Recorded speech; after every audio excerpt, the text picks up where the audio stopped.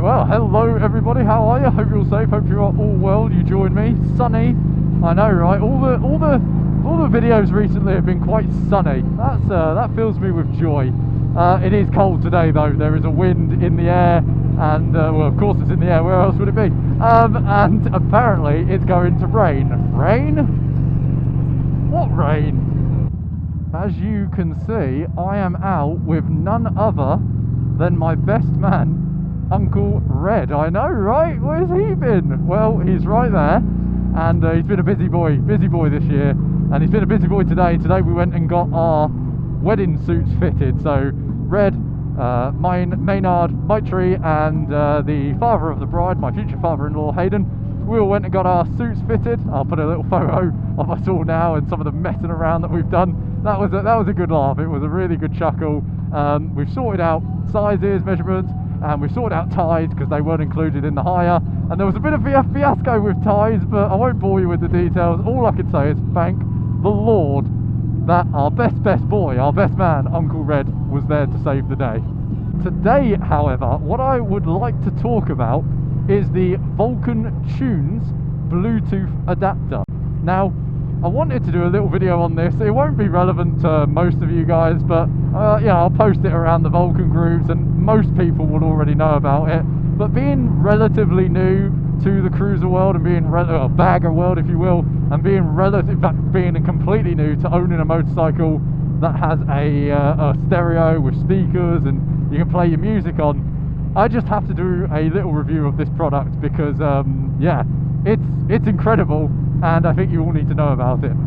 So, I've never owned a bike yet with the stereos, as I've already said, and this video is going to be very specific to the Kawasaki Vulcan 1700 Voyager, which I think obviously comes with, yeah, all of them come with this. I don't know about any of the other models or any of the other VN ranges, but on here, this is a very old-fashioned type unit. I don't even think they've changed this much. If you go to like America, they don't sell this bike since 2014 in the UK, but if you go to like the States, I think like a 2024 and 2025 are still using this technology. So the mode I'm in right now, which I'll take a photo of rather than try and point it out on there, is iPod mode. I'm assuming that's because this technology was out when iPods were the craze, but I don't know that for sure, or it might just be because of the connector types. Now, there's a whole story behind this. When I got this bike, I heard there was a way that you could get Bluetooth basically to work with the stereo so that your phone could connect to the Bluetooth adapter and then you could play your music on the bike like I do. So there were many different ways you could do that through like Bluetooth receivers that you like plugged in. There's a little like unit, so yeah, like down there there's a, I don't know what you call it, I don't know what the connector type is, but we call it, I suppose, like the cigarette lighter, if you will, like that you choose a charger, you put it in there, and you've that super Bluetooth receiver, you connect to that, and it sends a signal, and you can play your music. I didn't want to do that. I've had those in cars, in budget cars, when I was about 17, 18. They're very unreliable, and the sound quality is awful. So I really did want to go down the Bluetooth adapter way, and at the time, VulcanTunes, who I found out make an adapter, and it's very popular, they were sold out, and no one had heard from the company for a little while.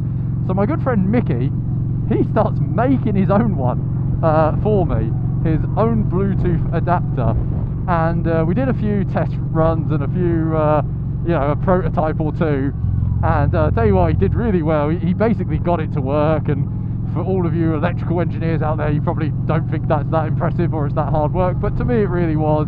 The only thing we couldn't get to work was the handlebar controls, so the volume and the tune button, because for whatever reason it was, again, to connect. When we were doing it, when the one he made, it was connecting to aux, and we needed it to connect to iPod because that's when you have full control over everything. So you have your handlebar controls, and that's really what you need, I suppose, to ride the bike and be able to use it practically. I'll throw some snippets of the prototypes that Mickey made.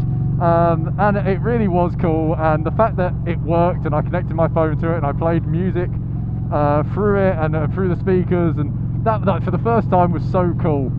And then out of the blue, I get an email from Wes at VulcanTunes with a big explanation and a big apology, and yeah, basically to tell me that the Bluetooth adapters were now back in stock and that I was going to receive one. So first things first, I just want to thank you, Wes, from VulcanTunes, if you do find your way here.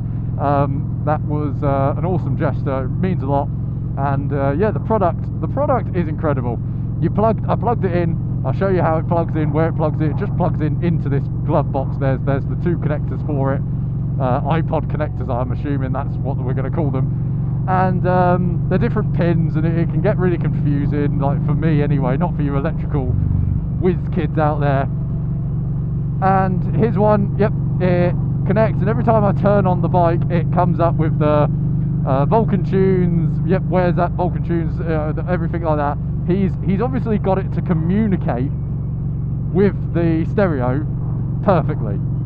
So I imagine that took a lot of trial and error. I imagine he maybe bought a spare stereo, if not maybe tested it on one that he owns to see if he could get this Bluetooth adapter to speak its language. How it's been described to me is all of this electrical wahoo all speaks its own little language, and the idea of an adapter has to speak the same language as the connectors and the stereo and everything and whatever is on there to make everything work flawlessly, which this does. I have full range of volume, which I won't play a lot of because this is not copyright free music, and I can skip the songs and I can go back the songs, and that's fantastic. Everything works on it. I cannot praise the product highly enough. Really cool little housing. Obviously spent a lot of time and effort on it. So yeah, one more time, big shout out and thank you to Wes at VulcanTunes. Okay, apologies for having to do this on a phone, but I have no other way of doing it. So first let's deactivate the alarm on the bike. Then I will just get everything uploaded as much as possible. The aux comes on first. Any minute that will detect. There we go. There is the VulcanTunes V1.09 by VulcanTunes.com, and then the email wes@VulcanTunes.com, as I said. So what I'll do is I'll make sure my phone is connected to it, play some copyright-free music, and show you how it works. Don't worry about the battery. We have it plugged into the Optimate 3, which I really like this, so shout out Optimate. So right now we have Let's Go by Lexo on the album Let's Go. This is an NCS song, so I'll put the volume up, and yep, we can see that that's all working well. I'm just gonna turn that down, so we can control that all by the handlebars, which is really good. And then let's say we're sick of this song, so we're ready to move on. We have the tune button here, and that plays Centus by Lexco. So yeah, it's everything works here as it should.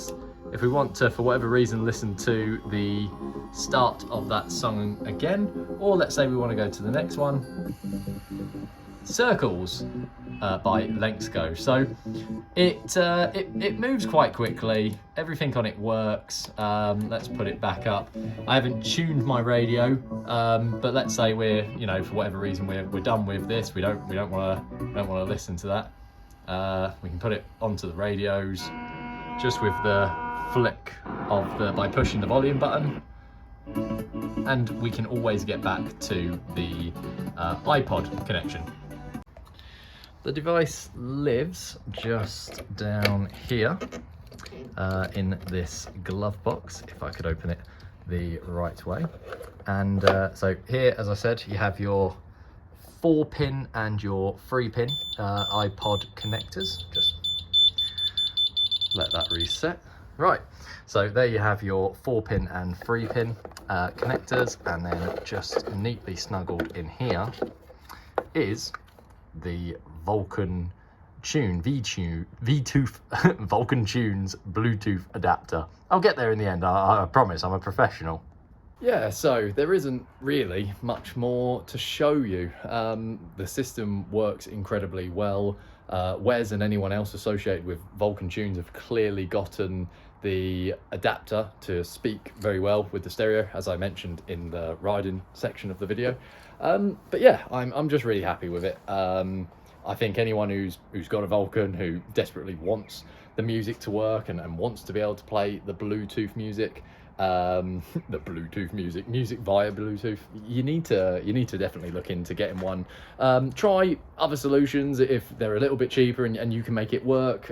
People just do run into some issues. Like, I personally don't like the receiver, but that's just a personal preference of mine. The cheap little ones you get off Amazon, even if they work, how long for? But hey, you never know. But I'm not being told to tell you to go do it. I just think it's a fantastic system and it clearly works very well. So I will turn it around because I'm sure you want to see the bike more than you want to see me. And yeah, she's doing really well, and I really am enjoying playing the Bluetooth music via the Bluetooth. I got to stop calling it the Bluetooth music. Right, I will turn it around again. This is really budget, isn't it? And yeah, thank you all so much for watching. I really appreciate it. If you enjoyed it, give it a like. If you're not subscribed, please consider to do so. Whatever you do, leave a comment, because that's what I want to hear. I want to hear comments. I want to see comments, hear comments. I want to hear from you. Go to Instagram at the Rhythmic Biker. Drop me a follow there. I'll drop you a follow. We can have a chat. Why not? But yeah, until the next time, cheers, guys.